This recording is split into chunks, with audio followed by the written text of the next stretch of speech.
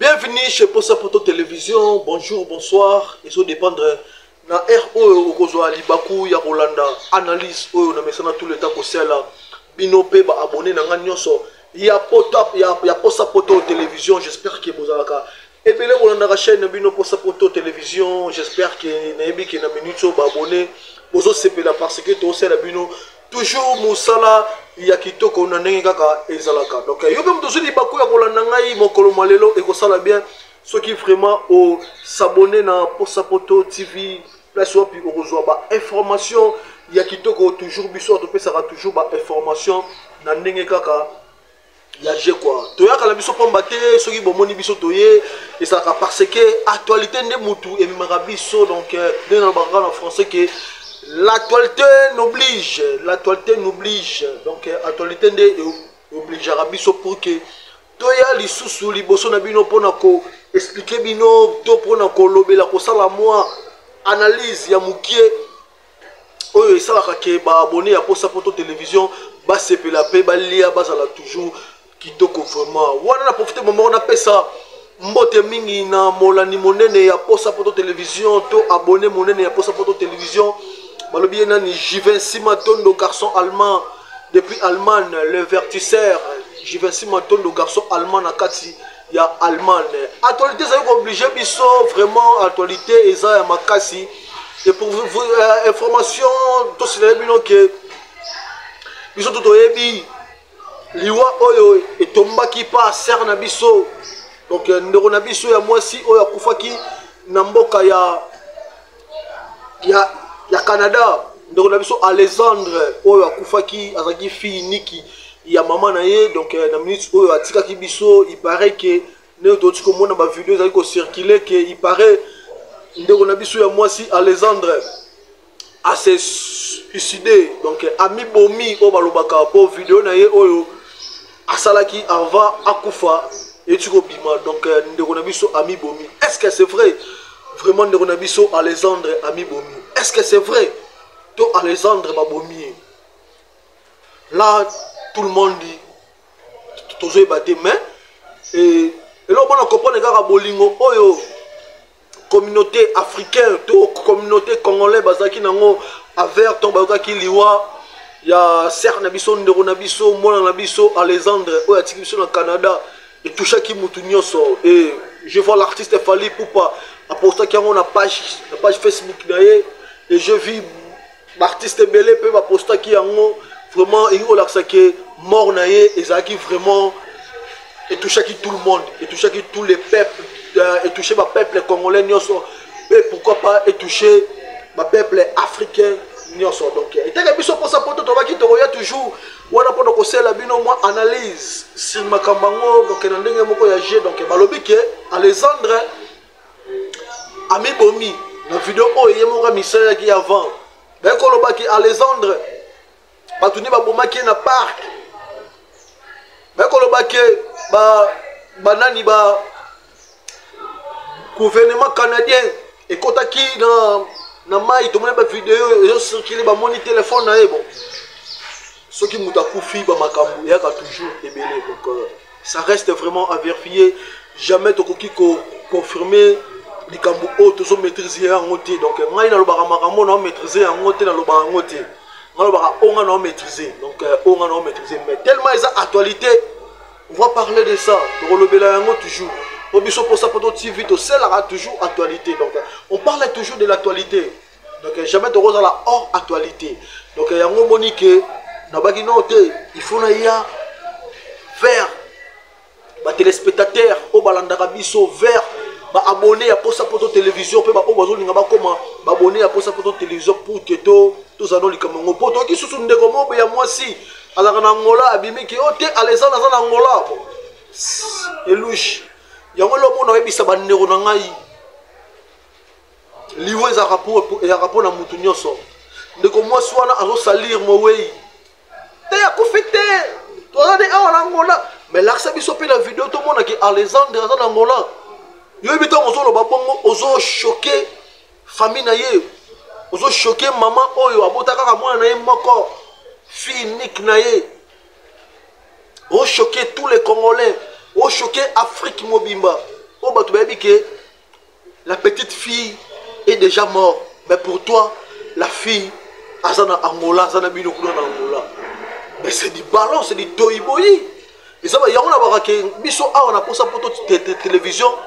Jamais tu le baraba makambo tu ko maîtriser te on parle toujours ba makambo biso to maîtriser ka jamais na koya na ko loba ba di charabia on ki na bige ngamo ko posa poto non maîtriser yango te donc yango monique to ya toujours pour la ko ba toujours masolo ya solo na ndenge toujours il y a bien quoi donc to sauter page il y a Alexandre molimo na epe mana kimia molimo na epe ma vraiment na kimia ticket ma belé à bakoko et à toujours molimo na e donc tout sur tes pages et pour vous faire ya rolobela bino toujours nakata culture l'artiste musicien c'est l'Oscram alobi mabe pona mwana ya fali poupa c'est l'Oscram a combien de niveau ya ko toucher la petite Marco 6 il poupa ozali mwana ya fali poupa do deuxième année artiste fali poupa.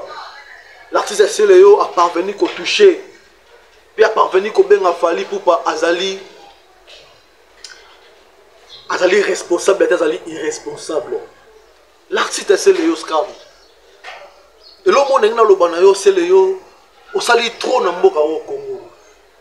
C'est le scam, aux star, au binisa monde oyo, koemiko. Moi no bandi mabe moi no subeli kwa c'est le scam obinisa mokili bina c'est le yo osala makambo oyo ya minene mais pourquoi okomi kopona adversaire na yo mwana na biso mwana o abotami na misu na yo Marco Sisongo comme c'est adversaire na yo pourquoi ces jeunes azaka joueur papa na ya monique balé boy simbate petit atomene na musique aboyi pe ko sala musique na biso ba congolais ake ko sala akene na lene mususu mais elle est grave artiste c'est le yo comme ça Marco 6 guerre na Marco 6 pourquoi ça au loki guerre n'a fallu pour passer le scram au fin il fallait na ba degré nyonso au lobby ba n'importe quoi s'il fallait pour pas au lobby on nyonso sengana ki na on loba l'artiste c'est le yo fallait pour pas ki pa kaoti obi bonté le roi qui paranga te fona ko ta pas moi na ye les artistes pourquoi ça pourquoi on commence à niveau oyo au bout de que yo posa na mwana ozo na bana le père des jumeaux Marc Andina Marc Olivier so il lelo batu ba ye ba taquer bana na yo wana c'est le scram réaction ezala nini bon to lo baka nde batu bazo lo baki ozaka sous musicien te o comment na porter parole o comment na youtubeuse o comment na influenceuse dans les réseaux sociaux. L'artiste, c'est l'Oscar Mobeta, l'orchestre à Mounene et musique à maison mère. Pourquoi on commence à se parler d'un niveau, il y a Marco 6? Pourquoi on commence à Marco 6 ici, anniversaire na yo. Nous avons Virginie Manganga. nande on a vu sur Jazz Kafulu parce que l'émission il parlait parce que le la sur photo oyo fallait pour pas kangsaki na Didiston Jazz Kafulu a lobby que relation na bamo na clarté mais tu es fou Jazz tu es fou Jazz tu es fou excusez-moi on a bien fou mais la Bengio déjà Jazz, tu es fou. Et alors là, JB, quand si photo na exaucé Ngiama. Pour toi au moins que JB na exaucé Ngiama. Pourquoi ça? Bah analyse de bino et pour la banale pour mon sala. Bino pour ma réseau social bah Jazz Kavulu, na ba Virginie Manganga. Virginie Manganga yo la kadasi ba compte à rendre na yo na fali depuis kala. Ce qui pour linga l'artiste a boyane ko bimana yo ou comme ça artiste le rôle en banda le roi femme de nuit dans hier on le roi mari de nuit na yo.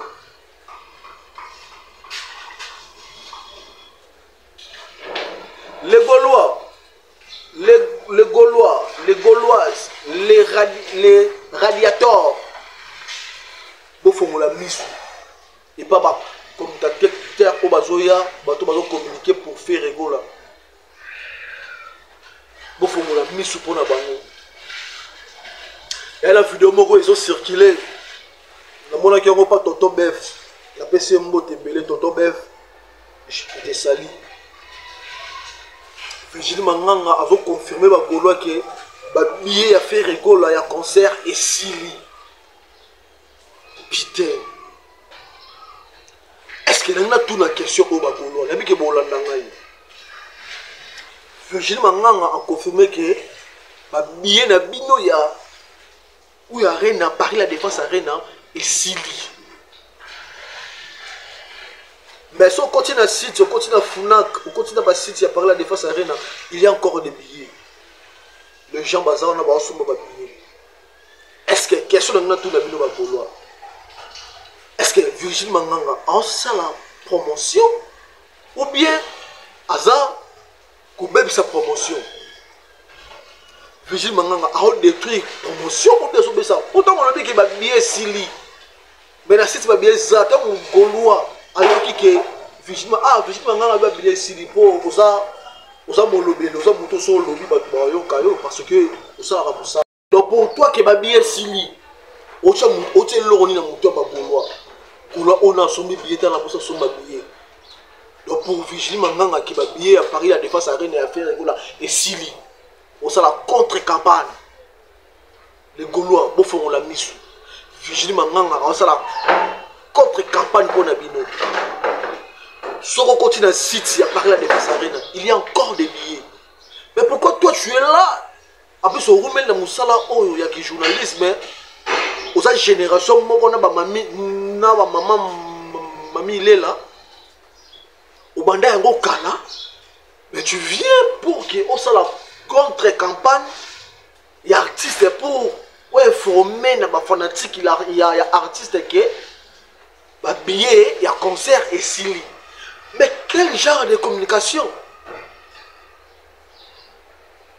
Et tu viens pour nous dire que tu es meilleur. Mais tu n'es pas meilleur, Virginie Manganga. Tu es rien. Tu n'es pas meilleur.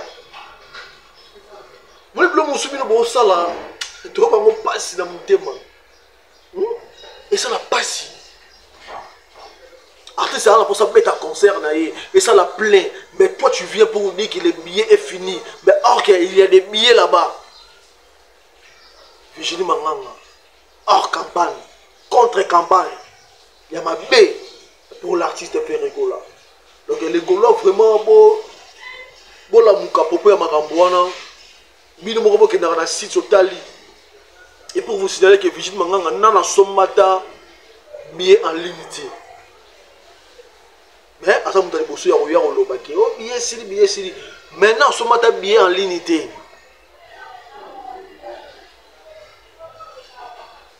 Virginie Manganga.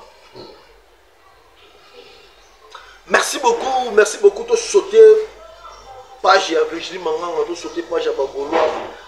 tobaki awa tokolobela nyonso na ndenge kaka ya quoi poto kene mbala moko na dossier Maniké de John biso tout toyebi ke Maniké de John artiste fallait pour paper ça Maniké de John visait à 5 ans et Maniké de John on que l'artiste a bloqué la visée visa mais ok artiste a bloqué visa mon côté et pour lui que l'artiste fallait pour pas a bloqué la visa ok a bloqué la visa té héritier wata sala ke va démarche sombele bien même na poto Maniké de John comme on a poto balukeli héritier wata bayuda ba belé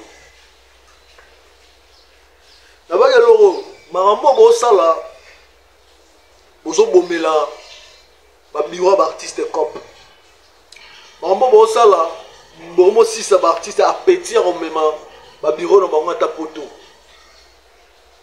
bo sisa bango vraiment pour ça au même ba biro na bango poto bomo ta bozo bo sala ke ba gouverne colonne ba ke poto te ba boga de la presse dans non ba ki ba mikilité non ba artiste ba mimi ba moti mais bino bozo bonga déjà cop na poto pourquoi ça le rechewa tazala maele Maniké a salogé moko boye ya mabe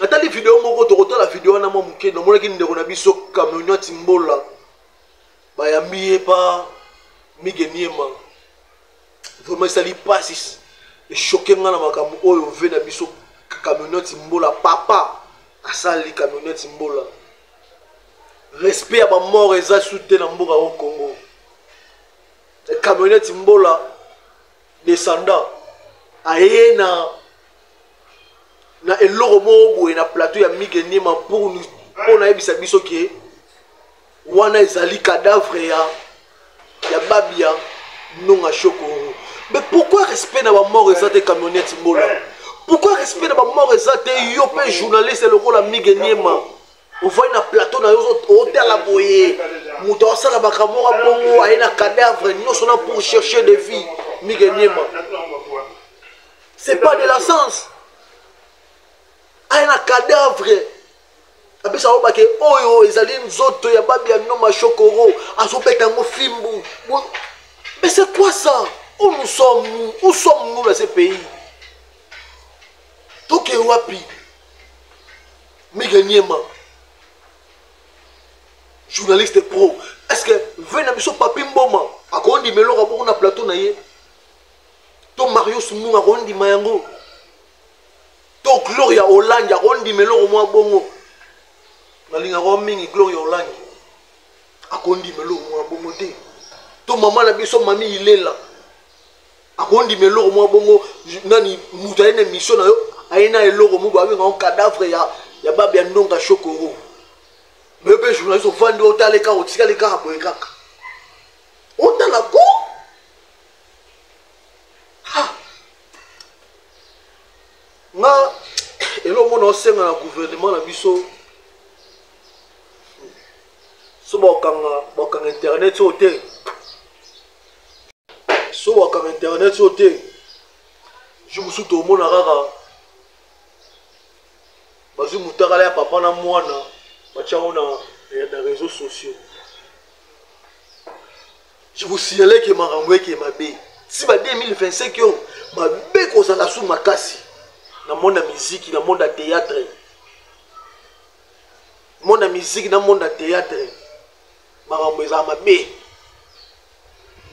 na ika na sela bino molo mo muke bino mo boyebina kaka mo muke na lobby mais ils ont vraiment nécessaire pour na abonner na ya pour sa photo télévision et je vous signale déjà que yo pe muto na pour ça tout ça la publicité yo pe muto na pour ça publicité na yo ekota na ba théâtre na biso to kotisaka na pour sa photo télévision ba lobby bo contacter kaka biso na ba numéro oyo affiché wana bo benga to kotisa publicité na yo na chaîne na biso to na ba émission na biso to na ba théâtre na biso donc to kotisa vraiment ba vidéo na yo et resala vraiment eloko moko boya bien donc yo mdo na maison d'habillement na yo wana ba produit na wana poso comme oteka ngo ozana ba kabelo ba suki na ba sibo ba nini na bino wana Bona poso boteka yango ozala ba parcelle na yo eza a na ville qui tia ça on a poso teka yango ozala ba appartement na flat na yo on a poso sel yango promotion boko mela biso kana ba numéro o eza affiché na se wana to sel la bino promotion na ndenge kaka ya G. Merci na bato bazo s'abonner na poso poto télévision. Merci na yo et pour vous signaler que agence de voyage Poto business agence de voyage il y a Poto business agence de voyage, il y a Poto business. Neve loterie de chez Bandaki.